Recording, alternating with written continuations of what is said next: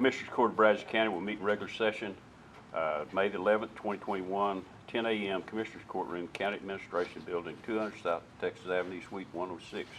First item on the agenda is the invocation pledge of allegiance to the U.S. and Texas flag, and I'll lead those. Father, I want to thank you for your love and your mercy. I want to thank you, Father, for all the blessings we have living in the country that we live in. Father, I want to pray that you will continue to protect our law enforcement officers, our first responders, and our military. Father, I pray that you'll be with us this morning as we make decisions for the county. I ask all these things in your name. Amen. Amen. I pledge allegiance to the flag of the United States of America and to the republic for which it stands, one nation, under God, indivisible, with liberty and justice for all. Honor the Texas flag. I pledge allegiance to thee, Texas, one state, under God, one and indivisible. Second item on the agenda is call for citizens' input and/or concerns. Mike, you come on up.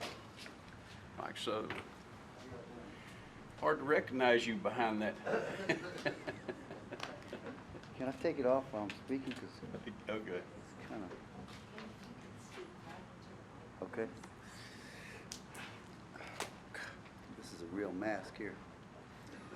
How y'all doing today? Thank you very much for allowing us to speak, Judge and Commissioners.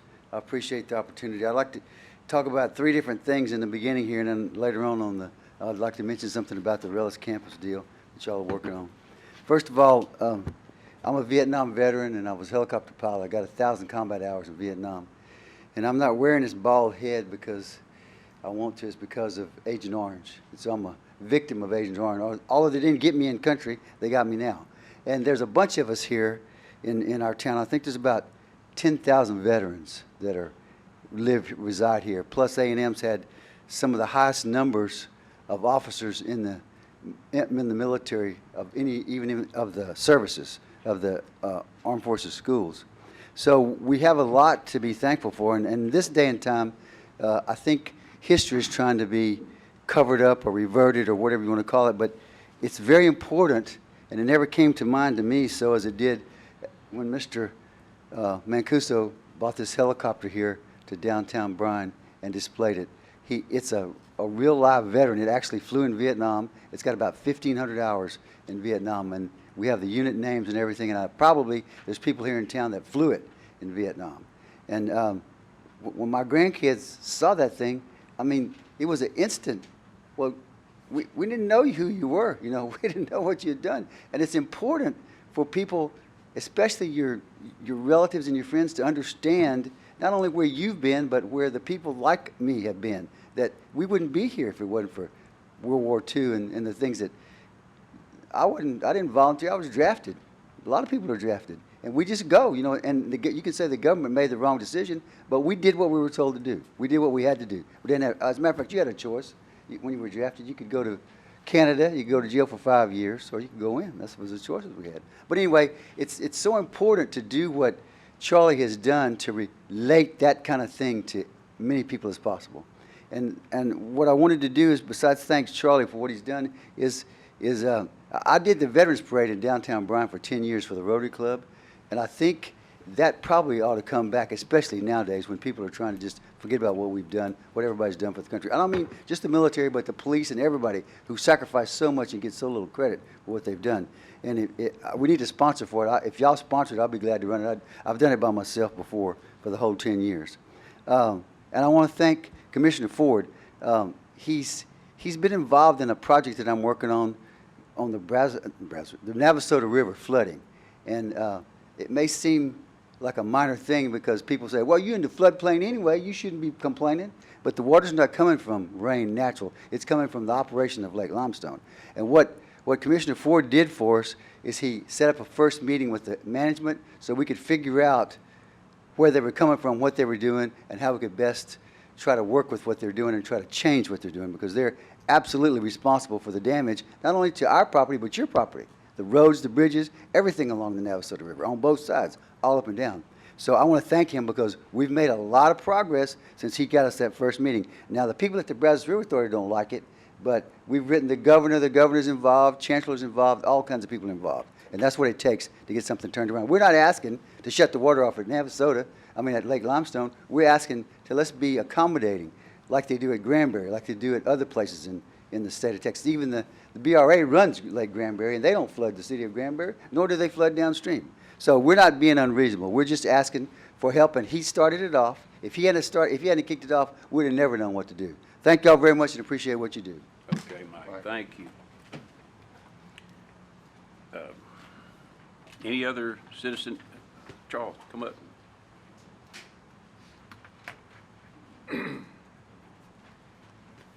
Good morning, Judge, Commissioners, county employees, citizens of Brazos County. My name is Charles G. Mancuso. I don't know if I can quite follow this guy, but I'm going to try. Okay, is that better? Okay, my name is Charles G. Mancuso, and like Mike was saying about this helicopter deal, a little bit about me. I grew up in Houston. 1970, I got out of high school. My dad's from Brazos County. My mother's from Houston. I've been coming up here since I was in my mother's womb, so I'm pretty much like been up here all the time. But 1970, I had a choice. Like Mike said, I could either get drafted or go to college. So I went to college, so I didn't get drafted. This helicopter's for the citizens of Bryan, Brazos County. It's for the soldiers, the ones in Vietnam, the ones that came back, and the ones that didn't come back. I was fortunate enough to have a piece of property downtown, and Mike and I drove to Montgomery, Alabama, a little over 700 miles. We left Bryan about 10 o'clock on a Sunday night. We arrived in Montgomery, Alabama a little bit after noon, got the helicopter loaded up, headed back in, and we got in. I don't know, sometimes like, the very next morning. But as Mike said, it sits at 418 North Main, next to the San Jose restaurant. There's a gate where I keep it locked, but I'm sure on First Fridays it'll be open so people can go take a look, sit in it, walk around it, and see what it actually looks like. Me as a kid never had the opportunity to do this, but we should be very fortunate that we even have it. As far as I know, this is the first helicopter in 150 years to be in Brazos County, the city of Bryan. There's photos here, some more photos I'll pass around. Photos of us arriving, getting loaded, and going out. It has no motor, it has no rotors. Hopefully we can find some rotors later. When the government sells something, it's sad, but it kind of reminds me of a soldier. This soldier here went to Vietnam, helped and saved a lot of people. It came back to the States, and what they do? They dismantled it. They disabled it. They took it apart. It should be part of history that should be preserved. So I plan on keeping it here for a very long period of time. Who knows how long, but it'll be there for you and me, and hopefully our kids and grandkids to take a look. As Mike said, we've got a lot of the paperwork on it. The government procured it in 1969 in December. January 1970, it went to Vietnam. It was in Vietnam until September of 1971, where it took on some fire and it had to come back to the States to get repaired. It got repaired in St. Louis. It went back to Bell Helicopter for other repairs. It remained in the States after that. But it has all the markings on it, all the government markings on it. It's got all the doors, the windows, and everything else. I'd like for everybody to come out and take a look, enjoy what's there, bring your kids, your grandkids. It's something that no one else has done. There's nobody else involved in it except myself. Without Colonel Mike Sutherland, it wouldn't all be possible because he helped find a lot of information. He's gone with me. It was a tough trip for two old guys to go, but we drove straight through. I think on the way back, we stopped at a truck stop, took a 3-hour nap, and came on in. But it's for the citizens, and it's for the soldiers. Okay? I'm going to pass this down and let everybody take a look. Anybody has any questions, sure let me know. One other thing real quick, kind of change the subject a little bit. I know property values are up. I know. My time's up. We'll have to use it for the next time. We'll have to use it for the next time. I was gonna talk about property values. Well, I don't know about next Tuesday. Thank you. All right, Thank you, thank you, Joe. Thank you, Charles. I appreciate yours and Mike Sutherland's efforts to bring this back. It's going to be something that we value for a long time as we do your service. One thing I wanted to say, as I said, I wasn't in the military. And you people think that I bought it because I was in the military, but I was never in the military. So, I'm good to the people leaving the military. Like I said, the current soldiers. Okay, thank you. Presentation and discussion is number 3, recognition of Commissioner Aldrich and Commissioner Berrien for their participation in the Commissioners Court Leadership Academy. That's 9, session 1 by Dusty Tittle. Dusty. Good morning. For more than 50 years, the V.G. Young Institute of County Government has served local governments in Texas. Since 2005, the Institute, part of Texas A&M AgriLife Extension Service, has offered the Commissioners Court Leadership Academy to further enhance the professionalism, broaden the knowledge, and enrich the experience of county judges and commissioners in Texas. The Institute involves 4 sessions over a 2-year period. The sessions are 3 days long in Texas counties and 1 7-day session in Washington, D.C. Each session has presentations, workshops, discussions, and networking opportunities. During the sessions, guide to participants through complex leadership topics. The topics are carefully selected and developed to be timely and relevant to county judges and commissioners. Attendees receive continuing education credits, and they're reported to the Texas County Judges and Commissioners Association. And what I've got today is a certificate for Commissioners Aldrich and Berry, recognizing their participation in Session 1, April 6th through the 8th.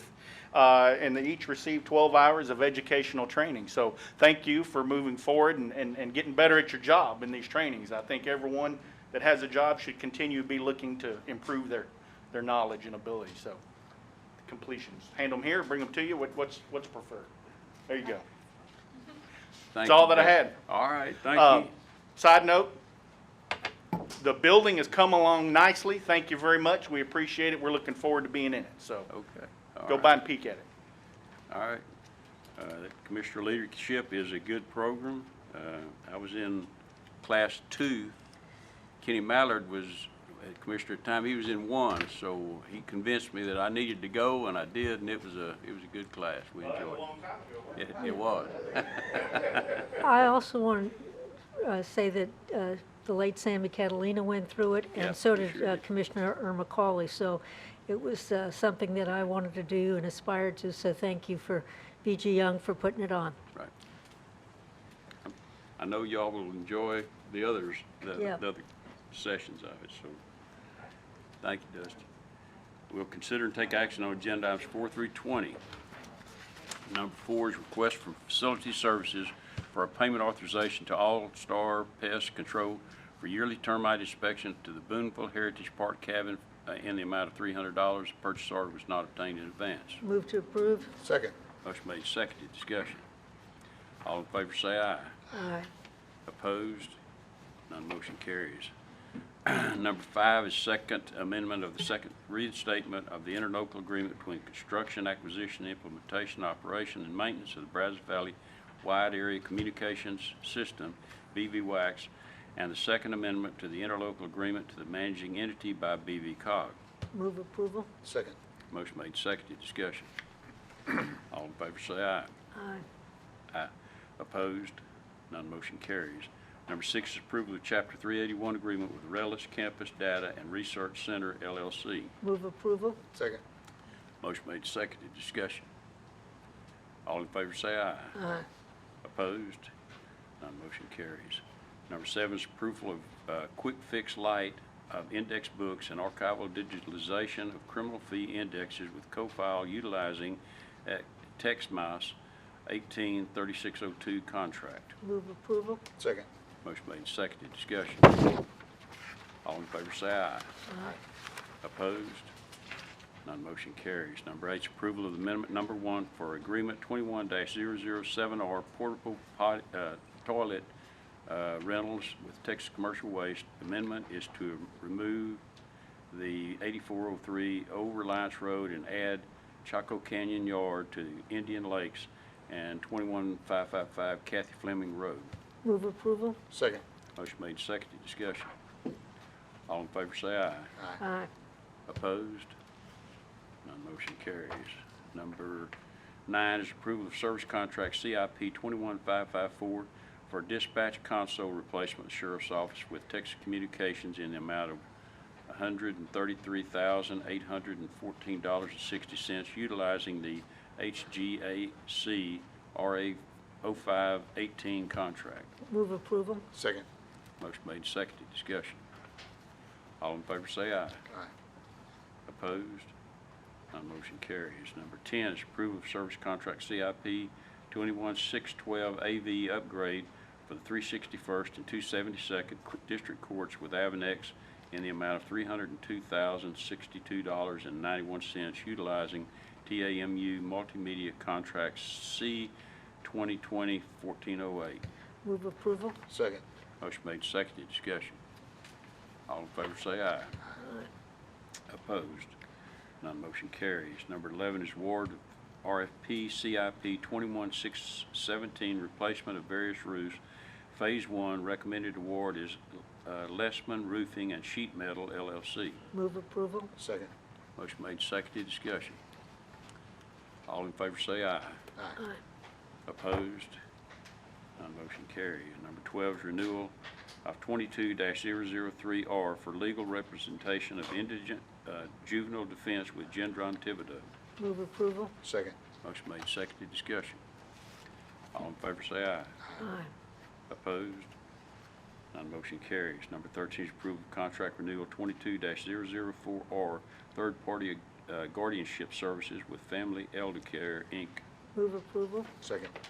Motion made, seconded, discussion. All in favor say aye. Aye. Opposed?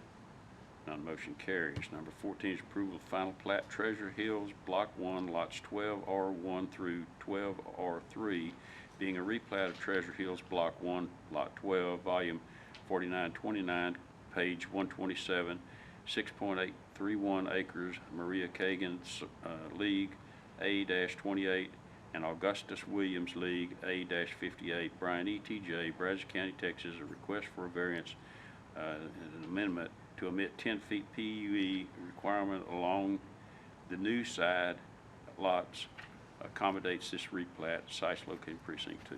Move approval. Second. Motion made, seconded, discussion. All in favor say aye. Aye. Opposed?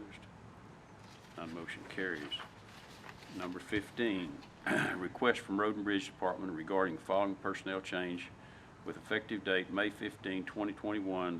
This change will have an increase in the remaining FY21 Road and Bridge budget in the amount of $1,616. Is increased civil engineer Road and Bridge class B 2673, position 1 from 4292.82 to 422308 per pay period. Move approval. Second. Motion made, seconded, discussion.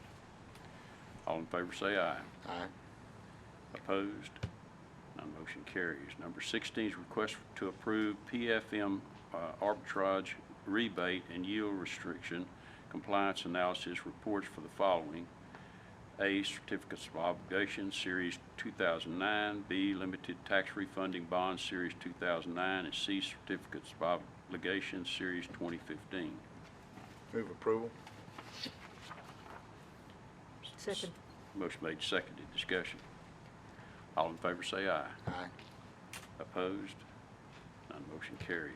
Number 17 is tax refund application for the following: A, Joel Willie Darnell, $100. Move approval of both A. Second. Motion made, seconded to approve both A's. Discussion. All in favor say aye. Aye. Opposed? None motion carries. Number 18 is budget amendments FY 2021 31.1 through 31.9. Move approval. Second. Motion made, seconded, discussion. All in favor say aye. Aye. Opposed? None motion carries. Number 19 is personnel change status. Move approval A and B. Second. Motion made, seconded, discussion. All in favor say aye. Aye. Opposed?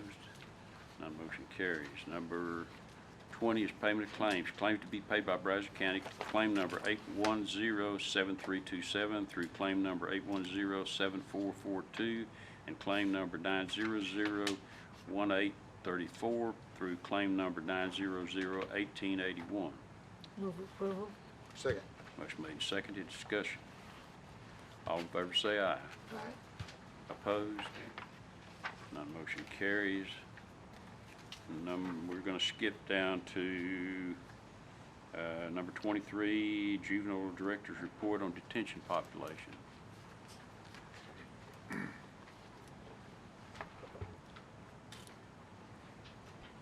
like to say good morning. Morning. My name is Artis Whetstone, and I am here for Director Linda Ricketson to deliver the Juvenile Director's Report.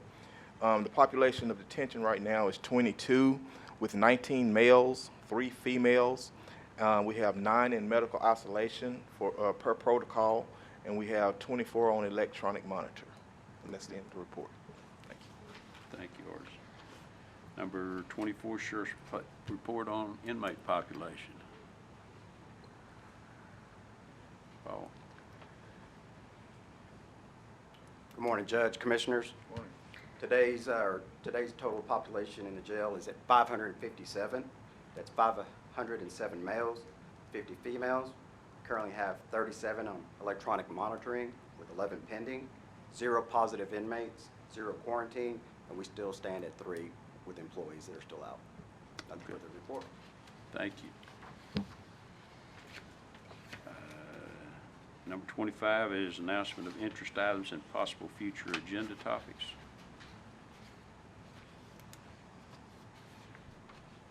Hearing none. 26 is call for citizens' input and our concerns.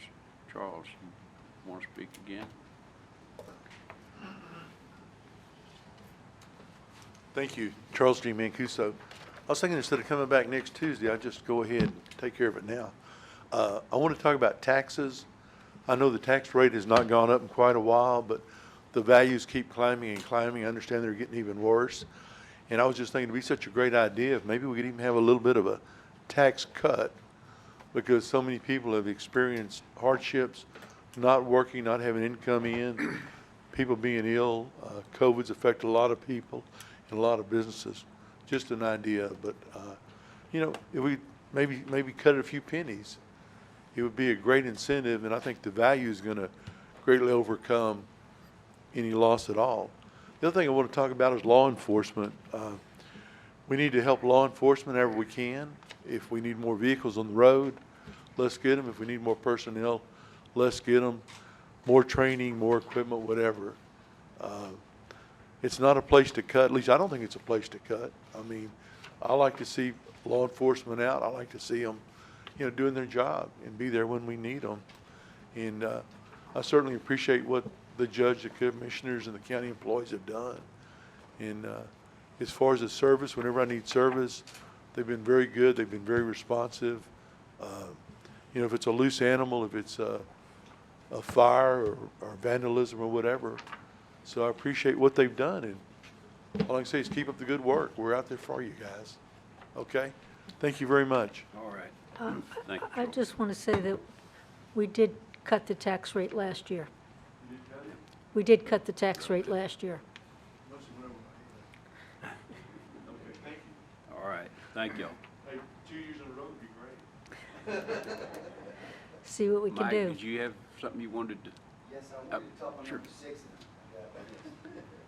You Number already voted on it. I'm not sure it's going to help anything or not now, but Mike Sutherland. Okay. Brian. On the city council for 12 years, I saw a lot of these deals, and this deal is a whole lot like you're going to buy a car and they want $40,000 for the car, and you say, no, I'll give you $50,000 for it. Because A&M wanted this. If you look at the website for the Rellis Campus Data Center, they're touting that this is an answer to the chancellor's project. And what happens to us is the chancellor, so it's coming here. It's not going somewhere else. So why would you pay them? What are you going to get for it if you pay them $9 million? Because they're going to pay taxes anyway.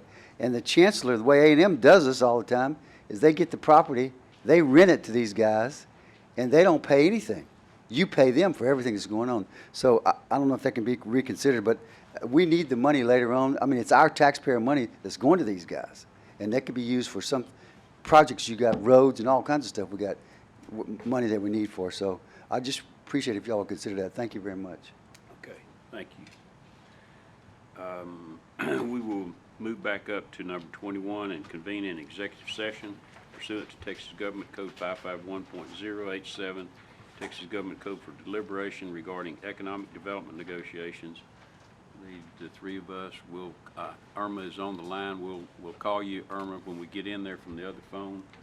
We'll need budget, the attorneys, Natalie, Jennifer? Aubrey. Aubrey, okay, all right. Aubrey, is there anybody else that needs? Yeah, sure. All right.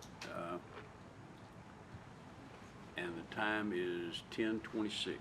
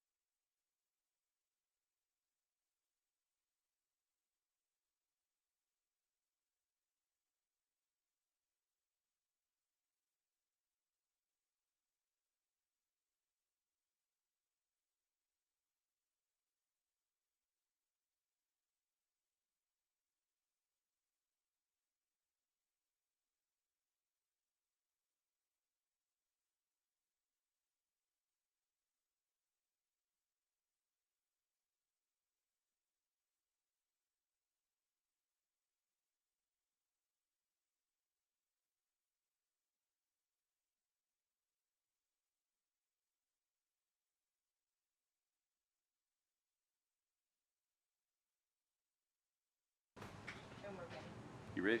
Yes. Okay, we're coming out of executive session. It is 11:33. There's no action to be taken. Next item is to adjourn. Thank y'all.